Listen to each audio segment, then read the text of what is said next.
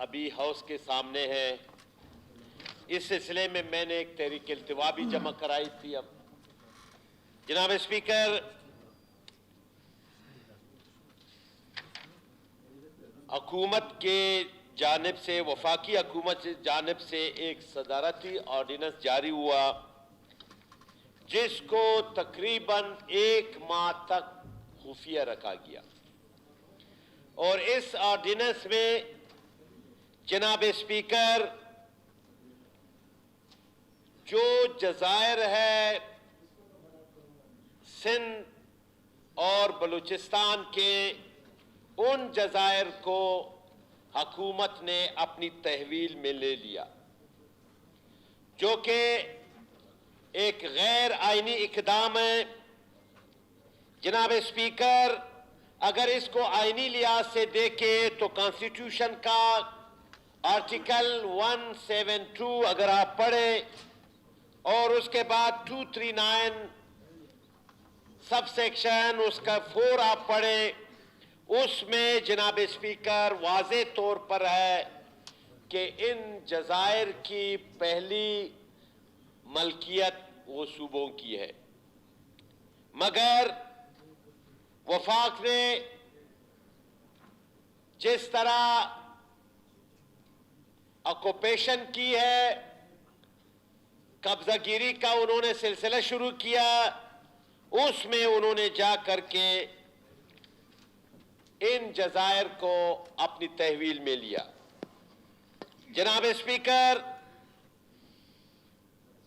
اب اس کا یہ ایک سائڈ نہیں ہے کہ وہ وہاں جزائر میں جا کر کے وہاں ہوٹل بنائیں گے، وہاں تفریحگاہ بنائیں گے، پتہ نہیں کیا بنائیں گے.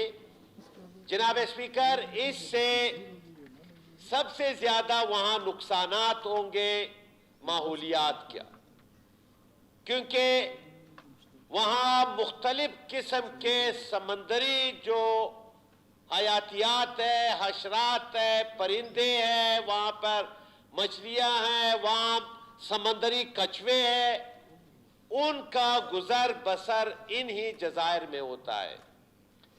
لیکن جب بہت سارے پرندے ہیں جو بہت زیادہ سردیوں کے موسم میں وہ اپنا آشیانہ ان سمندری حدود میں قائم ان جزائر میں کرتے ہیں، ان کا خاتمہ ہو جائے گا.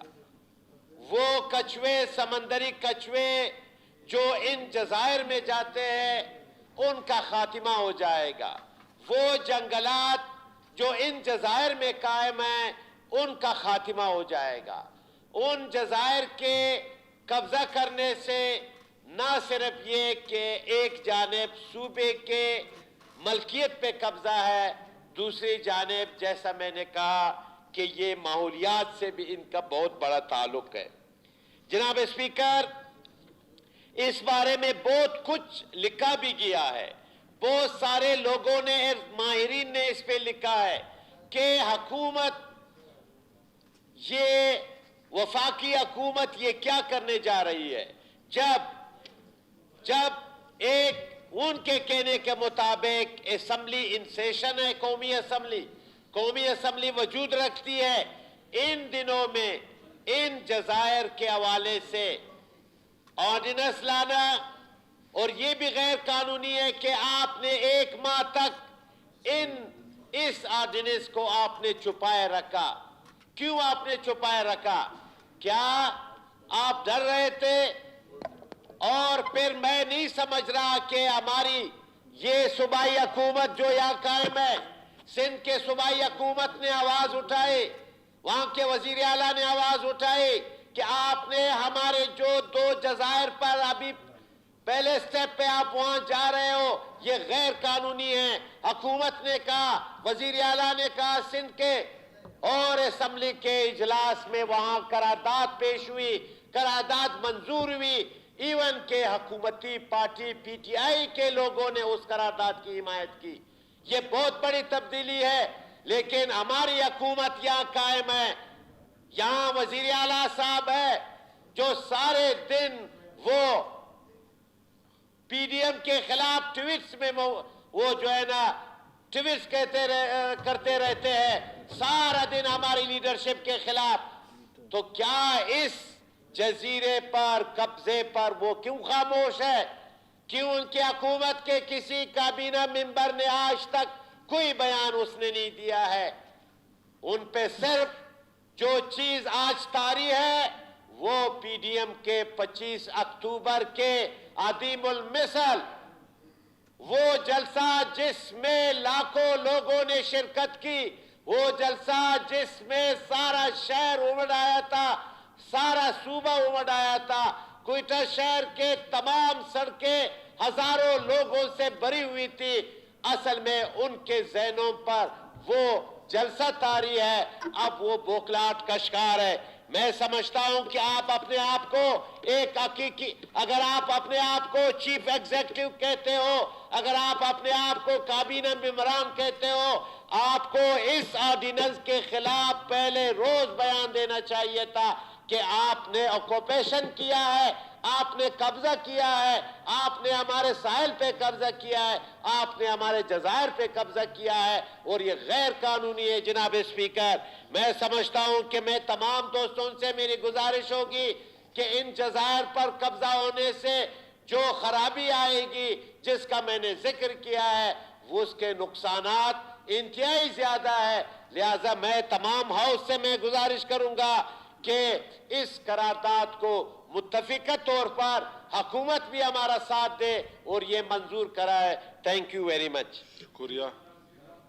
جی اصغر خان اچکزئی صاحب بات کوشش کریں مختصر کریں، کاروائی زیادہ رہی. دو ہی باتوں میں اپنی بات سمیٹ رہے. گیس کی کیا صورتحال ہے؟ تو یہ بھی ایک کوشش ہے اس آرڈیننس فیکٹری کی جو پریزیڈنٹ ہاؤس کی صورت میں بنی ہوئی ہے، جس سے روز کوئی نہ کوئی وہاں سے آرڈیننس جاری ہوتا ہے اور چھوٹے صوبوں کے وسائل پہ، اس کے جزائر پہ قبضہ کرنے کی کوشش ہو رہی ہے. خاص کر 18ویں آئینی ترمیم کے بعد اس وقت کے وفاق کو جو مشکلات درپیش ہے، پہلے تو انہوں نے کوشش کی کہ وہ 18ویں آئینی ترمیم کو رول بیک کر دے. پولیٹیکل فورسز کی پریشر کی وجہ سے جب تھوڑا بہت وہ سے پیچھے ہٹنے شروع ہو گئے تو دوبارہ ابھی جزائر کو اور اسی طرح ان کی نظریں ہمارے ان صوبوں کے یہاں کے غیور اولس کے وسائل پہ پڑی ہوئی ہے. تو یقیناً اخلاقاً تو قاضی فائز عیسیٰ کے فیصلے کے آنے کے بعد اس صدر کو اخلاقاً تو مستعفی ہو جانا چاہیے تھا، کیونکہ وہ حق نہیں رکھتا ہے مزید. جب اس نے ایک اس کے خلاف وہ منہ کی تھی اور اس پہ سپریم کورٹ کا فیصلہ بھی آ گیا تو اخلاقاً اس کو ایز اے صدر مزید رہنا ہی نہیں چاہے.